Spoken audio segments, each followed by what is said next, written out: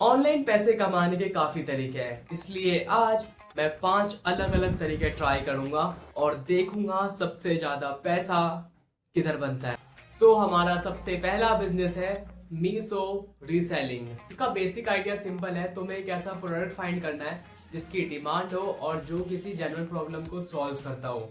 और एक चीज, मार्जिन देख के प्रोडक्ट चूज मत करना, पहले एक प्रॉपर रिसर्च करना कि वो प्रोडक्ट एक्चुअल में सेल हो सकता है, मतलब इजी है या नहीं। थोड़ा रिसर्च करने के बाद मुझे, एक मिनट, हाँ, मुझे ये प्लास्टिक सॉप डिस्पेंसर मिला जो कि थोड़ा न्यू वर्जन लग रहा था और थोड़ा स्टैटिक टाइप। मीशो पर इसका प्राइस अराउंड 135 था, जिसमें 2 डिस्पेंसर आ रहा था। मैंने सोचा मैं इसको आगे 50 का मार्जिन रख के अराउंड 185 में सेल करने का ट्राई कर सकता हूँ। तो मैंने मीशो से इस डिस्पेंसर की फोटोज उठाई और उसको OLX पे लिस्ट कर दिया, साथ में व्हाट्सएप स्टेटस और अपने कॉन्टेक्ट्स को भी शेयर कर दिए। अब मैं बेसिकली वेट कर रहा था ऑर्डर्स आने का, और ऑर्डर्स आने में थोड़ा टाइम तो लग सकता है, इसलिए जब तक हम दूसरा बिजनेस ट्राई करते हैं। नेक्स्ट था रेफरल प्रोग्राम। इसमें मैं पेमेंट एप्स के रेफरल्स ऑफर चेक कर रहा था। आइडिया सिंपल था, अगर कोई नोन पर्सन किसी पर्टिकुलर ऐप को नहीं यूज कर रहा है तो उसे मैं रेफर करूंगा, और अगर वो मेरे रेफरल लिंक से साइन अप या रिक्वायरमेंट स्टेप्स को कंप्लीट करता है तो मुझे बोनस मिल सकता है। और यहाँ मुझे एक चीज समझ आई, अगर मैं किसी को रैंडमली रेफरल लिंक भेज देता हूँ तो चांसेस है वो देखेगा भी नहीं। इसलिए मैंने उन लोगों को पर्सनली मैसेज किया और प्रोसेस समझाया। मेरे लिंक से मैंने 2 लोगों को जीपे और एक को फोन पे लॉगिन कराया, और इन रेफरल से मुझे टोटल, वो मैं तुम्हें आगे बताता हूँ। अब तक के मेथड्स में से सबसे ज़्यादा अर्निंग थी और हॉनेस्टली एफर्ट्स भी कम था, लेकिन इसका एक ऑब्वियस लिमिटेशंस है। तुम हर दिन नए कॉन्टैक्ट्स नहीं बना सकते जिनको रेफरल दे सको। तो ये क्विक अर्निंग के लिए बेस्ट है, बट एक long term proper business model जैसा मुझे नहीं लगा। इसलिए मुझे अब कुछ ऐसा ट्राई करना था जहां मैं एक बार कुछ बनाऊं और उसको मल्टीपल लोगों को सेल कर सकूं। तो तीसरा बिजनेस ट्राई करने से पहले मैं तुम्हें रीसेलिंग वाले बिजनेस का रिजल्ट बताता हूँ। तो व्हाट्सएप से एक्चुअली 3 सेल्स आ गई और OLX पर भी एक बंदा इंटरेस्टेड हुआ, लेकिन उसने प्राइस 100 रुपीज करने को बोला। वो मेरे लिए पॉसिबल नहीं था क्योंकि प्रोडक्ट का प्राइस ही 135 रुपीज पड़ रहा था मुझे, तो मैंने डील नहीं की। एंड में व्हाट्सएप की 3 सेल से मेरा टोटल प्रॉफिट हुआ 150। 150 ऑब्वियसली ज्यादा अमाउंट नहीं है, लेकिन कितना अच्छा होता अगर मुझे डेली 4 से 5 सेल्स आती और मैं उस पैसे से। रीसेलिंग वाले बिजनेस से मुझे एक चीज समझ आई, प्रोडक्ट ढूंढना लगभग इजी है लेकिन कस्टमर। तो हमारा तीसरा बिजनेस आइडिया बताने से पहले मैं तुम्हें रेफरल वाले बिजनेस का रिजल्ट बताता हूँ। तो देखो, मैंने 2 लोगों को जीपे लॉगिन कराया जिससे मुझे पर रेफरल 121 मिले, यानी 242 रुपीज।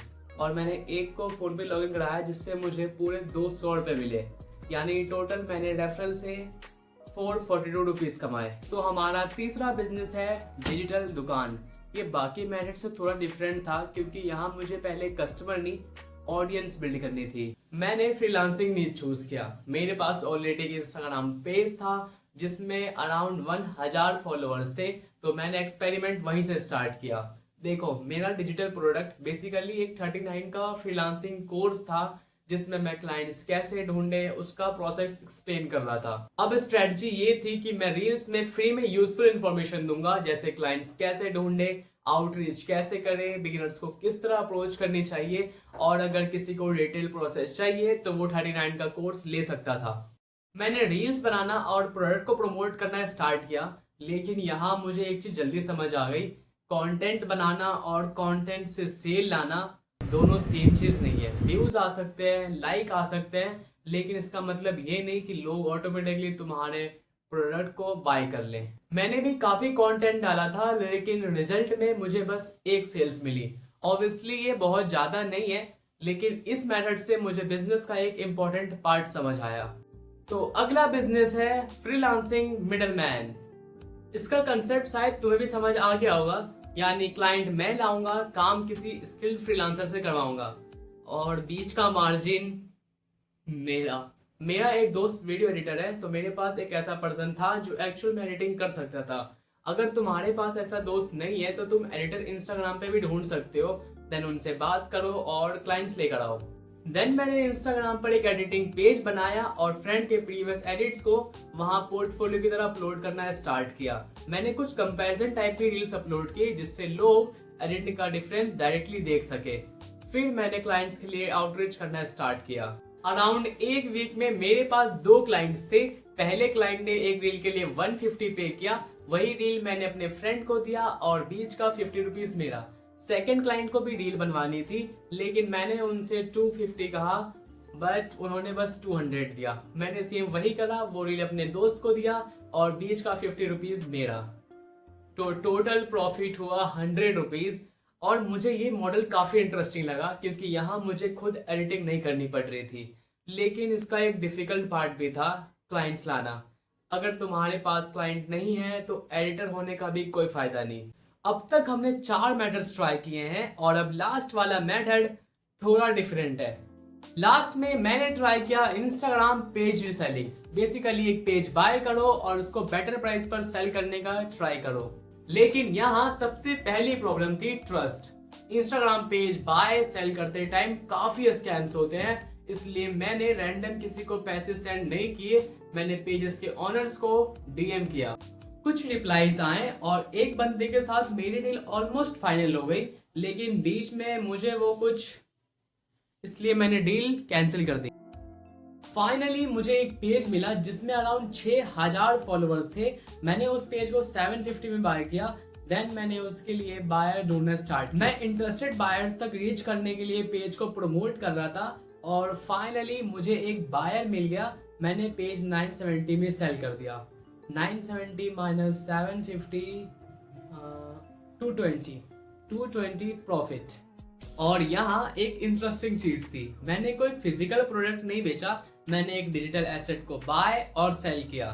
लेकिन इसका मतलब ये नहीं कि हर इंस्टाग्राम पेज प्रॉफिट में सेल हो जाए। फॉलोअर्स के साथ एंगेजमेंट, नीच, एक्टिविटी और ऑडियंस क्वालिटी भी मैटर करती है।